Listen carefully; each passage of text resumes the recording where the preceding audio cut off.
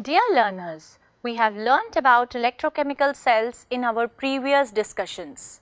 Today, we are going to discuss some interesting applications of electrochemical cells. In today's discussion, you will be able to describe the construction and working of some primary and secondary batteries and fuel cells.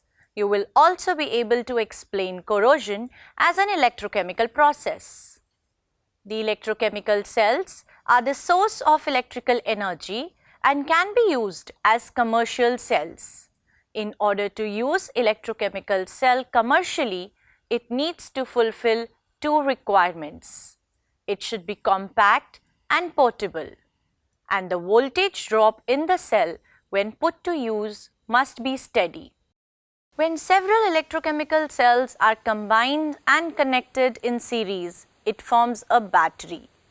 Though the function of battery is almost similar to the galvanic cell, a battery is still better in application than galvanic cell, as it does not require a salt bridge and thus is compact. Batteries are classified into three types: primary cells, secondary cells, and fuel cells. Primary cells are considered as those electrochemical cells which once discharged or used cannot be recharged. Or we may say that the electrochemical reaction cannot be reversed by passing the electricity through the cell. That's why a primary cell becomes dead after being used for some time. The most commonly used primary cell is a dry cell. This was invented by the scientist G. Leclanche in 1868 and thus also known as Leclanche cell. Let us dissect a dry cell and find out what is present inside. This is a dry cell.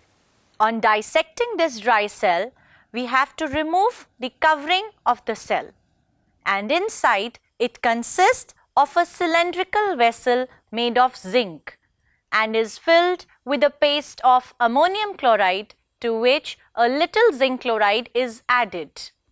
The zinc cylinder acts as the anode, while the carbon rod present inside acts as the cathode.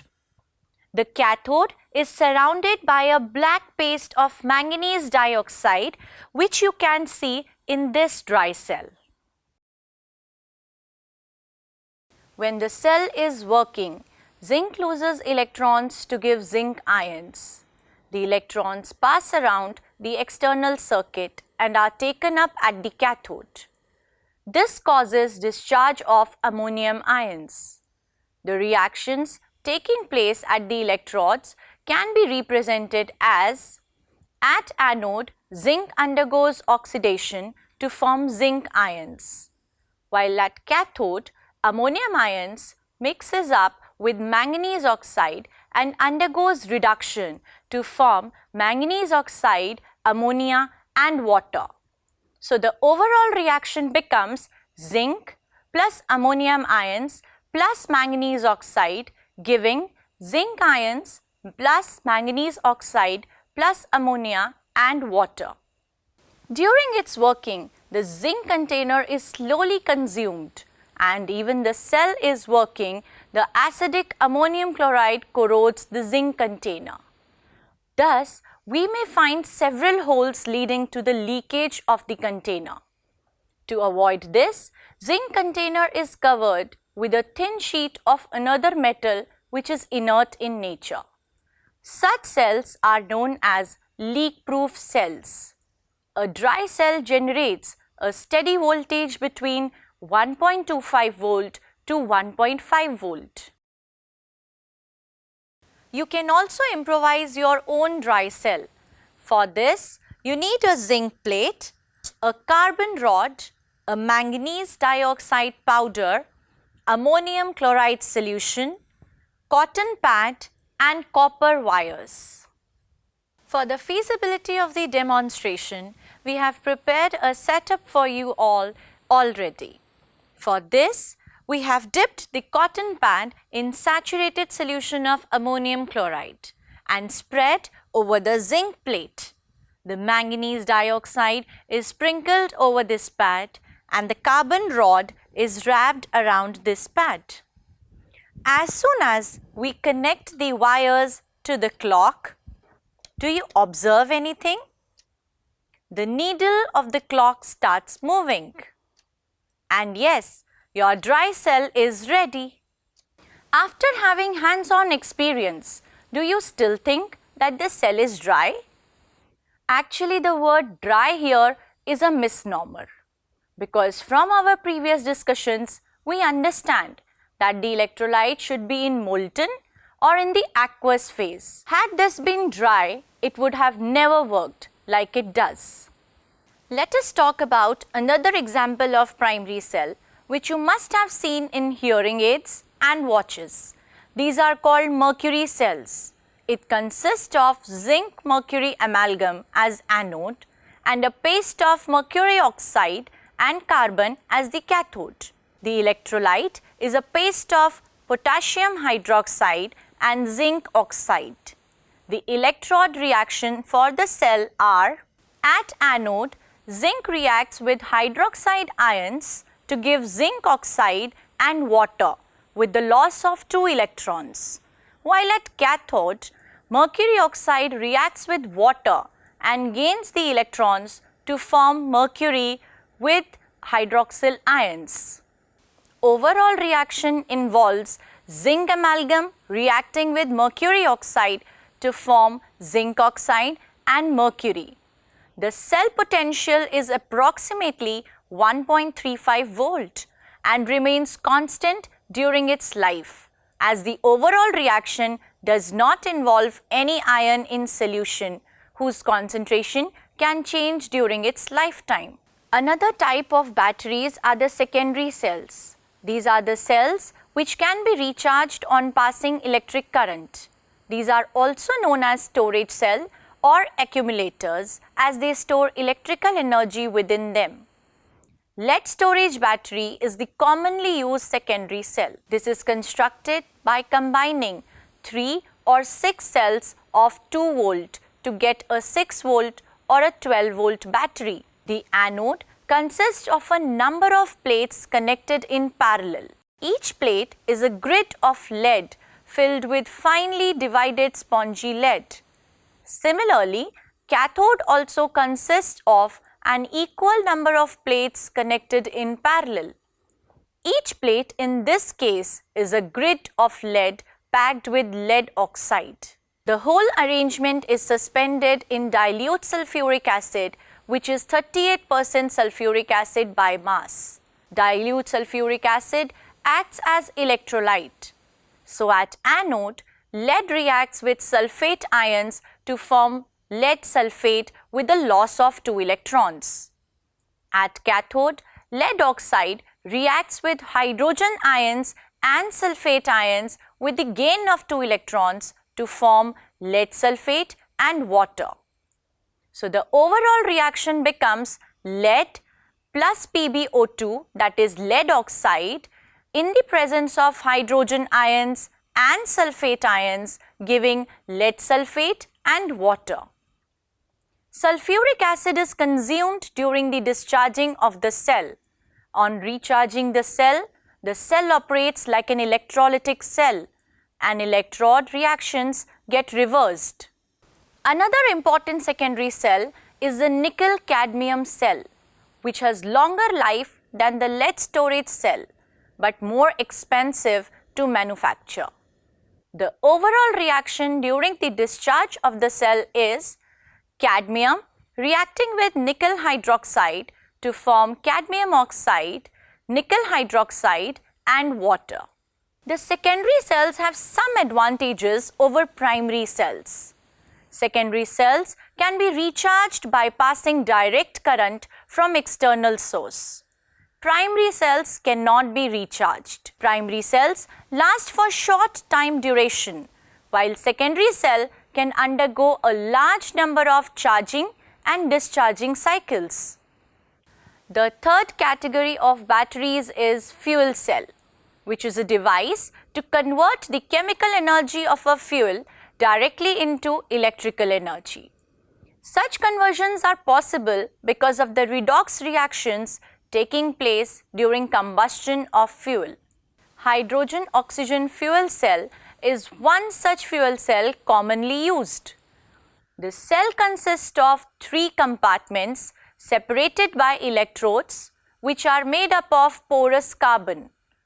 Catalysts like platinum or palladium are incorporated in the pores of electrodes in order to accelerate the chemical reactions that are taking place. The central compartment contains aqueous sodium hydroxide or potassium hydroxide, which acts as the electrolyte. Gaseous hydrogen and oxygen are bubbled through the pores of the catalyst. The reactions are given as at anode, hydrogen reacts with hydroxyl ions to form water with the loss of 4 electrons, while at cathode, oxygen reacts with water and gain the 4 electrons to form hydroxyl ions. And so, the overall reaction becomes hydrogen adding up with oxygen to form water. Electricity is generated as a result of the redox reaction. The cell can work continuously as long as the fuels, hydrogen and oxygen are available. The fuel cell is basically a type of electrochemical cell which has several advantages. A fuel cell can work continuously as long as the fuels are supplied at the electrodes. Fuel cell is considered eco-friendly as it does not cause any pollution problem. Fuel cells also have efficiency of almost 60 to 70%, which is considered as a high efficiency. In spite of all the advantages, fuel cells have disadvantages too. The catalysts like platinum or palladium are very expensive. The gaseous fuels like hydrogen and oxygen are difficult to be stored. The electrolytes sodium hydroxide or potassium hydroxide are corrosive in nature. So till now we have learnt an application of electrochemistry in the form of batteries. But there is one more application of electrochemistry which is observed in daily life. When metals are exposed to air or kept in open for some days, their surfaces are eaten up. This happens because metals get converted to various forms like oxides, carbonates or sulfides. Once the metals come in contact with the gases and water vapors present in the air. Corrosion is defined as the process of slow eating up of a metal by the gases and water vapors present in air due to the formation of certain chemical compounds. If iron is the metal, the chemical process is known as rusting because of formation of rust, which is hydrated ferric oxide and is given by the formula Fe2O3.XH2O. The rusting of iron, tarnishing of silver, development of green coating on copper and bronze are some of the examples of corrosion. Let us understand the mechanism of corrosion with the help of rusting of iron. At a particular spot of an object made of iron, oxidation takes place and that spot behaves as anode. And we can write the reaction as iron getting oxidized to ferrous ions with the loss of 2 electrons. Electrons released at anodic spot move through the metal and go to another spot on the metal and reduce oxygen in the presence of hydrogen ions.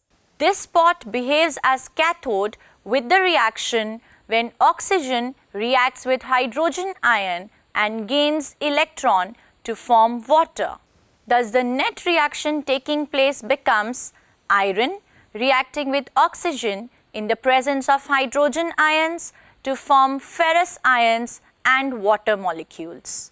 These ferrous ions are oxidized by atmospheric oxygen to ferric ions, which combine with molecules of water to form hydrated ferric oxide Fe2O3 which is called rust. Corrosion causes enormous damage to our economy. We lose crores of rupees every year on account of corrosion. Therefore, there is a need to find a way to prevent corrosion. There are a number of ways to prevent corrosion, and some of them are being discussed here.